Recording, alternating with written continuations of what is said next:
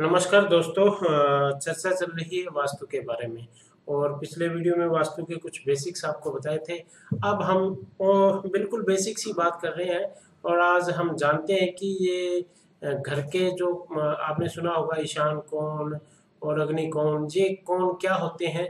साधारण भाषा में बिल्कुल सरल तरीके से हम पंडित जी से समझेंगे कि ये कौन कौन कौन से होते हैं। और इन जो ईशान कोण है, अग्नि कोण है, इनमें घर की कौन सा जो है रसोई है, लैट्रिन बाथरूम है, मालिक का जो है गृह स्वामी का कक्ष है, शयन कक्ष है, कहाँ पर खाना खाना है। तो ये मोटे मोटे तरीके से बिल्कुल सरल तरीके से आज हम पंडित जी से जानेंगे कि कितने कोण होते हैं और हर कोने में क्या क्या जो कंस्ट्रक्शन होना चाहिए, किस प्रकार से होना चाहिए। पंडित रोहित शर्मा जी दोस्तों, वास्तु के जो मेन मुख्य जो नियम होते हैं उनके अनुसार चार जो है कोण होते हैं और चार ही दिशाएं होती हैं। तो मैं आपको बताता हूं कि चार दिशाएं और चार कोणों में जो बेसिक्स के हिसाब से जो कि होता है कि क्या चीज होनी चाहिए हमारे घर के अंदर। तो ये देखिए मित्रों, एक हमारे पास एक चार्ट है, मैं उससे आपको दिखा सकता हूँ। सबसे पहले ये देखिए, ये है पूर्व दिशा और ये है उत्तर दिशा। पूर्व और उत्तर का जो कोना होता है उसे बोलते हैं ईशान कोण। अब पूर्व और दक्षिण का जो कोना होता है उसे बोलते हैं अग्नि कोण, यानी कि अग्नि का कोण, आग्नेय कोण। इसके बाद हम देखेंगे दक्षिण और पश्चिम। दक्षिण और पश्चिम का जो कोना होता है कोण, ये है नैऋत्य कोण। और इसके बाद हम जाते हैं उत्तर और पश्चिम। उत्तर और पश्चिम का जो कोना है उसको बोलते हैं वायव्य कोण। अब इन कोनों में मुख्यतः जो होता है ये जो है जल का कोण है। जल का कोण, यहाँ पे हमारा बोरिंग जो है, बोर लगाना हो हमने, पानी नीचे का ग्राउंड वाटर के लिए ये सबसे बढ़िया जगह है। अगर हमने कोई टंकी वगैरह जमीन में बनानी है तो यहाँ बनाई जा सकती है। इसके साथ साथ ईशान कोण में जो है हमें यहाँ पे जो मंदिर वगैरह बनाना है, मंदिर के लिए ये शुभ है। पंडित जी, मैंने एक बात सुनी थी कि आपने ही बताया था, जब मैंने घर बनाने की शुरुआत की थी तो आपने ये बताया था कि आप ईशान कोण से कंस्ट्रक्शन चालू कीजिए और सबसे पहले पानी की टंकी बनाइए। तो इसके बारे में थोड़ा प्रकाश डालिए। जी देखिए, ये जो ईशान कोण है, ईशान कोण को सबसे शुभ कोण माना जाता है। शुभ कोण यानी कि जल जो है सबसे शुद्ध माना जाता है। किसी भी चीज को हमें शुद्ध करना हो तो हम कहते हैं कि शुद्ध जल में या गंगा जल में उसको धो लीजिए तो शुद्ध हो जाएगा। तो सबसे पहले इसलिए हम ये वाला जो कोना है इसको देवताओं का कोण भी माना जाता है।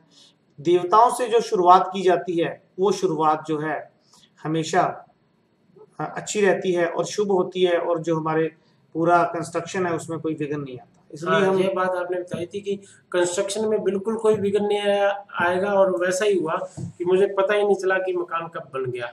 और फाइनेंस का भी कभी कोई प्रॉब्लम नहीं आया, अपने आप सॉल्व होती गई प्रॉब्लम्स। तो मित्रों, ये है हमारा अग्निकोण। अब अग्निकोण से आपको पता चलता है कि यहाँ पे अग्नि की जो भी काम है अग्नि का वो होना चाहिए। तो एक तो इस कोने के अंदर हमारे जो है रसोई घर यानी कि किचन इस एरिया में होनी चाहिए। उसके साथ साथ जो कि हमारा एरिया है इसमें बिजली से संबंधित जो हमारा मीटर वगैरह या कोई मेन स्विच है, स्विचेस वगैरह लगाने हो, जो उसका मेन बोर्ड है वो इस एरिया में लगाना चाहिए। उसके बाद हम चलते हैं दक्षिण पश्चिम का कोण यानी कि नैऋत्य कोण। इस कोण को जो है माना जाता है कि ये रहने के लिए, रेजिडेंस के लिए, यानी कि मास्टर बेडरूम जो कि घर का गृह स्वामी होता है उसका यहाँ कक्ष होना चाहिए। उसके साथ साथ ये जो एरिया है इस एरिया से भारी होना चाहिए और इससे ऊंचा होना चाहिए। इसकी जो है फर्श की ऊंचाई इससे ये कम ये ज्यादा, यानी कि दक्षिण पश्चिम का कोना थोड़ा ऊंचा होगा तो जो है हमें दोष कम लगते हैं। उसके बाद हमारे पास आता है वायव्य कोण जो कि उत्तर और पश्चिम का कोना होता है, नॉर्थ वेस्ट। अब इस एरिया में जो है हम जो घर के अंदर वैसे तो जब घर बनाते हैं 2 या 3 या 4 कमरे बनाते हैं तो सभी में जो है अटैच लैट्रिन बाथरूम बनाते हैं। मित्रों, अगर सही वास्तु से मैं आपको बताऊं तो घर के अंदर हर जगह पे लैट्रिन बाथरूम नहीं बनाना चाहिए। इससे क्या होता है कि चारों तरफ की एनर्जी ब्लॉक हो जाती है। तो ये वाला जो एरिया है, इस एरिया के अंदर हमें टॉयलेट की जो है लैट्रिन बाथरूम यहाँ पे बनाना चाहिए और ज्यादा से ज्यादा इसको यूज करना चाहिए। अगर हमने कहीं और भी बनाना है तो उसके कुछ ऑप्शन है, उसमें हम बना सकते हैं। जैसे कि सेकेंडरी ऑप्शन जब आता है, किचन बनानी होती है, तो हम इन दोनों के मध्य किचन बना सकते हैं इस एरिया के अंदर। या हमें जब सीढ़ियां निकालनी होती है तो हम पश्चिम से भी सीढ़ियां निकाल सकते हैं और साउथ से भी। मैं इसके बारे में आपको अलग से एक वीडियो बताऊंगा कि सीढ़ियां कहाँ से निकालनी चाहिए। अब उसके बाद ये जो एरिया है, इसके अंदर एक चीज को अब ये ध्यान रखना होता है कि हमारा मुख्य गेट अगर आपका पूर्व दिशा की ओर मुंह है तो आपने ये नहीं है कि बीच में आपने रख देना है। प्रत्येक एरिया के 9 हिस्से किए जाते हैं। यानी कि आप मान लीजिए यहाँ से आपका 90 फीट है एरिया जो है पूर्व से दक्षिण की तरफ, तो इसके 9 पार्ट करेंगे।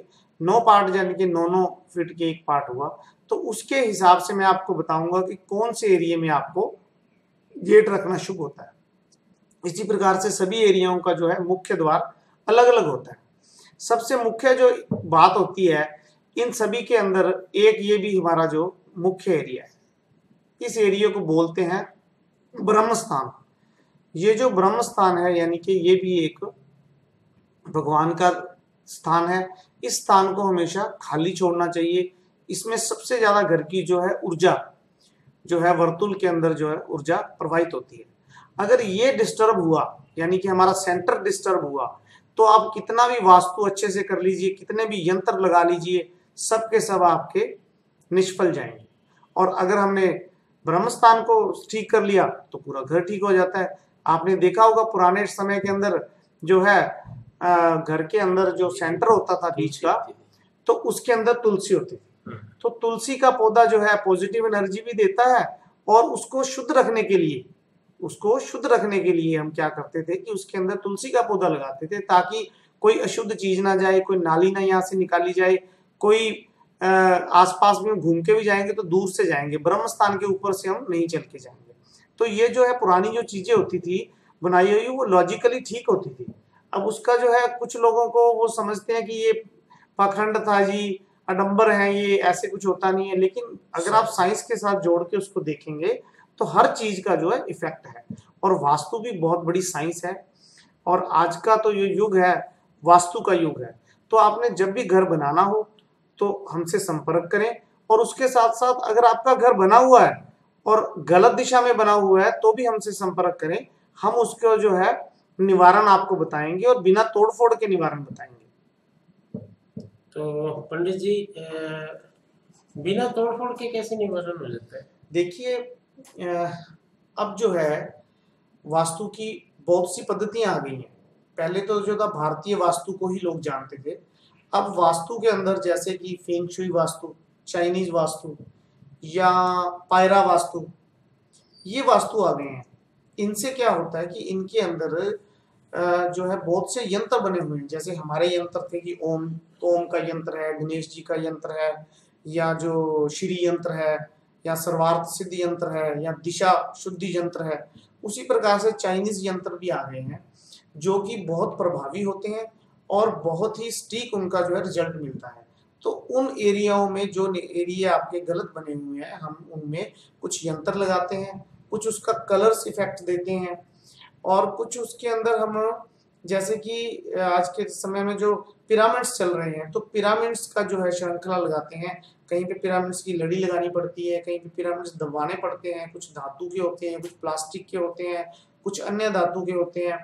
तो उन सभी चीजों को जो है मिला करके हमने एक कंसेप्ट तैयार किया है वास्तु दोष निवारण का, बिना तोड़फोड़ का। तो हमसे अगर आप संपर्क करेंगे तो हम आपको पूरी डिटेल्स में उसके अंदर आपके घर का नक्शा हमें भेजें या अपने घर की वीडियो बना के भेजें तो हम आपको डायरेक्ट उसके अंदर दोष देखेंगे और फिर आपको बताएंगे। ज़्यादा अच्छा देखना है तो आप घर पे हमारी जो है विजिट है, आप विजिट के लिए हमें बताएं, अपॉइंटमेंट लें हमसे, तो आपके घर की विजिट करेंगे और आपको हम बता देंगे कि आपके इस एरिया में दोष है, यहाँ पे नेगेटिव एनर्जी जो है अभी भी है। तो पंडित जी आप ये भी बता रहे थे कि वास्तु के नक्शे के साथ अगर वो कुंडली भी भेज दें तो ज्यादा अच्छा होगा। बिल्कुल बिल्कुल। देखिए, जो लोग अगर वास्तु का जो हमें पास भेजते हैं जो अपना नक्शा, उसके साथ साथ आपको अपनी कुंडली, ग्रह स्वामी की कुंडली भेजना आवश्यक है। अगर किसी ग्रह स्वामी का डेट ऑफ बर्थ नहीं है, वो कहते हैं कि पंडित जी हमारी तो कुंडली नहीं बनी हुई, तो उनको कोई चिंता करने की आवश्यकता नहीं है। मेरे पास उन लोगों की कुंडली बनाने की भी एक विद्या है, जो कि प्रश्न कुंडली से या लगन कुंडली से मैं बना करके देखता हूँ कि इन घर में क्या समस्या है। तो आज आपने बेसिक जाने वास्तु के, धीरे धीरे हम एडवांस की तरफ बढ़ते जाएंगे और साधारण से साधारण समस्या से लेकर टिपिकल समस्या, कोने के मकान, तिकोने मकान और भी जो भी वास्तु के दोष हैं जिनके कारण आपको परेशानियों का सामना करना पड़ रहा है, मेहनत करने के बाद भी आपको सफलता नहीं मिलती, तो उसके कारण होते हैं कुंडली में दोष या वास्तु में दोष है। तो ये सभी निवारण आपको बताए जाएंगे। अगर वीडियो अच्छा लगा हो तो हमारे चैनल को सब्सक्राइब करें, वह वीडियो को लाइक व शेयर जरूर करें। धन्यवाद दोस्तों।